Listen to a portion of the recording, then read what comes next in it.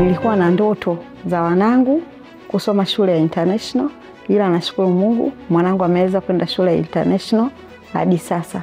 Eternal International unapata afya, unapata pia kipato ambayo ni afya ya mfukoni. Kufika ndani ya daraja hili nimefurahi sana kwa sababu inanipa matumaini kwenda kukamilisha ndoto yangu. Kampuni ya Eternal International ni kampuni ambayo inagusa maisha ya kila mwananchi. Kwa level nilioingia level 5 nimejisikia furaha sana na pia nimefurahi. Nifanya niwe na kipato pia.